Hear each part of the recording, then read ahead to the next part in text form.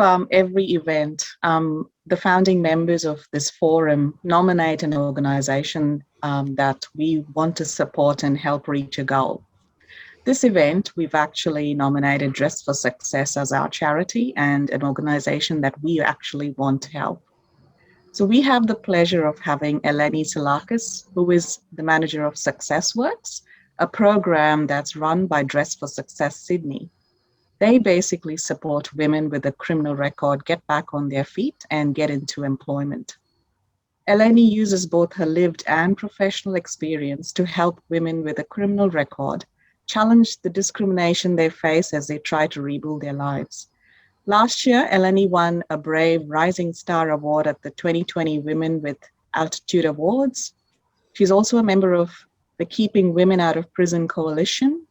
She has been a speaker at the Empowering Women Changing Lives breakfast at the New South Wales Parliament House, both in 2016 and 2019. And I've had the pleasure of partnering with Eleni for the last 12 months in helping her clients with education pathways for better employment outcomes and skills. Please put your hand together for Eleni. Thank you. Thank you, Carla, and thank you everybody for participating this morning in this forum. I'll tell you a little bit about what Dress for Success Sydney does overall for all women, and then I'll speak to the program that I manage, the Success Works program. So many people have heard of Dress for Success and think of the clothing, the side of things, and we get lots of donations for clothing to empower women from all walks of life who are trying to get back on their feet and become financially independent.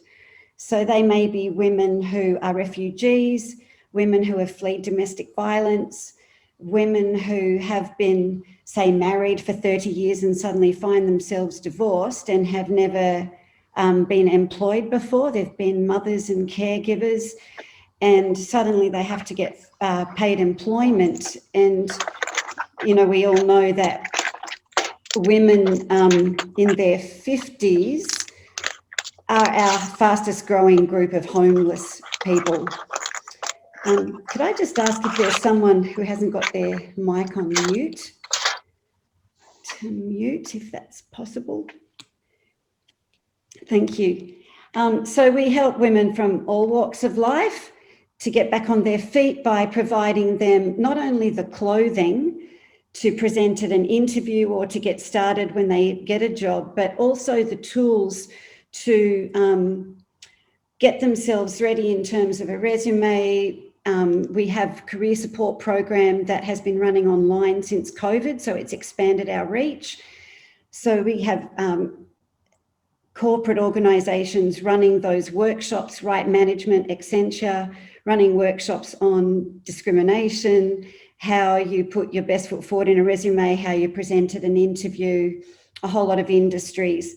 So we have a career support program and a dressing program.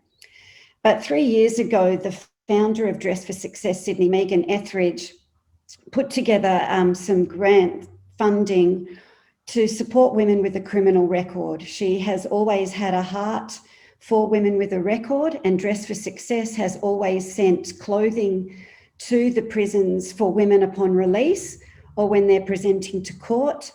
But she became very quickly aware of the discrimination faced, particularly when it comes to employment for people with a criminal record.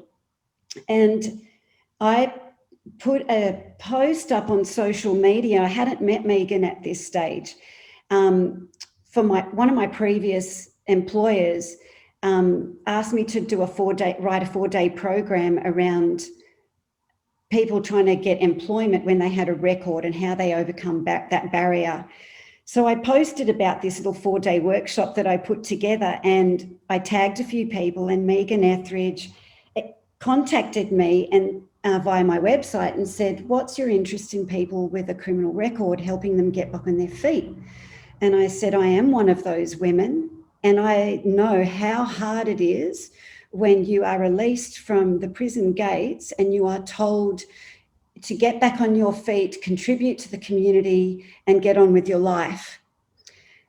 And you try so hard to put your best foot forward and put that experience behind you and take what you have learnt from that experience to be faced with constant fear every time you apply for a job and you have a tick in the box, do you consent to a criminal record check? And you're putting this forward to somebody you don't know, somebody that doesn't know you and doesn't know your story, and they get back a police check that has the labels on it of probably the top level offence without explaining your history and broken down into probably 10 points. So it's a long piece of paper and you are supposed to try and apply for a job. So I was so grateful that Dress for Success put this program together, and even more grateful that Megan valued my lived experience as well as my extensive professional experience. And she chose to look at the skills, not this one-off offence that now labels me for the rest of my life. So I now support women on the Success Works program to help them believe in themselves, to not look back at their past mistakes that they've learnt from, and to help them put their best foot forward. We also connect them to employers. So a big part of what we do is educate employers as to why you can employ a woman with a criminal record, and particularly if the offence has nothing to do with the job requirements, then what's the problem? And they go, oh, we never thought of that.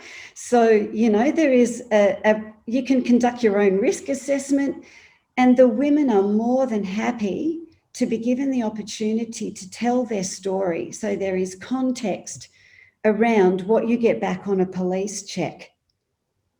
Everyone has a story. And I remember one officer at Derwynia Correctional Centre, she must have seen the fear on my face. It was my one and only time brush with the law, which I saw as my greatest unlearning to help me become a stronger person than what I previously was. And she said to me, Eleni, there's a fine line between blue and green. Any one of us can be on this side of the fence. And I thought that's carried me through. And I thought how great if everybody, individuals in society, organisations could understand that any one of us can find ourselves in life circumstances that could see us on the other side of the law, but trying to get back into the community and back into employment is extremely difficult.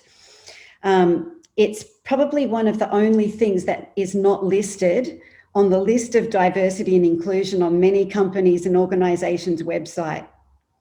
But these women have suffered mental illness, trauma, domestic violence before offending. And now they've got this to contend with as well. So I'm really grateful for this opportunity to speak at this forum, to hopefully get you thinking about what your organisations can do to start including not only women, but women with a criminal record, and particularly our Indigenous women who make up over 30% of the prison population for females, yet only 2% of our community.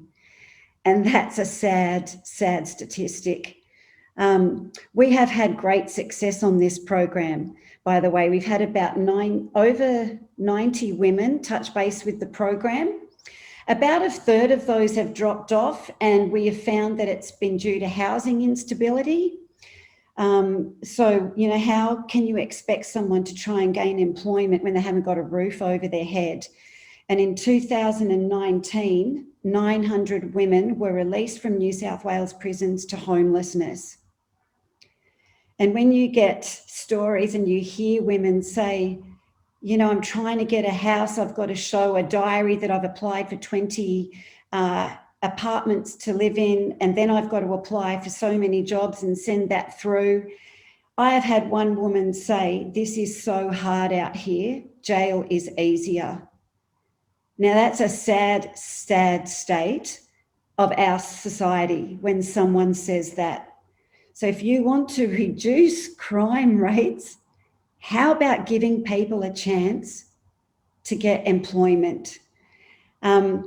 Of those 90 women that have touched base with the program, about a third have disengaged because of those reasons. But we have had, let me think of the most recent number up to yesterday, 41 women gain employment. 2 women started work this week. So that's 41 women with a criminal record are now working. And, you know, when they email and say their stories and say, I never believed that I could get a job, I knew I had the skills. I just didn't know if someone would give me a chance. It makes every bit of the effort worth it.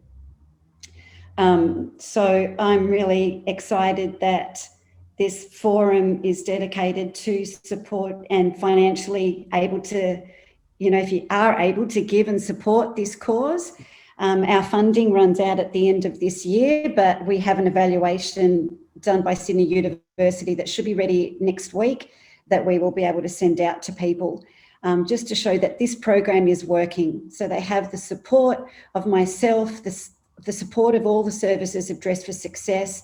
They are matched with a mentor and a coach to support them beyond employment and into employment.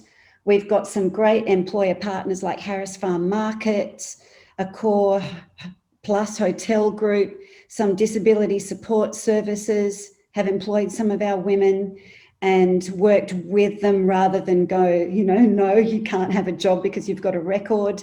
So we're hoping to have more employers on board and for this program to continue beyond the rest of this, beyond this year.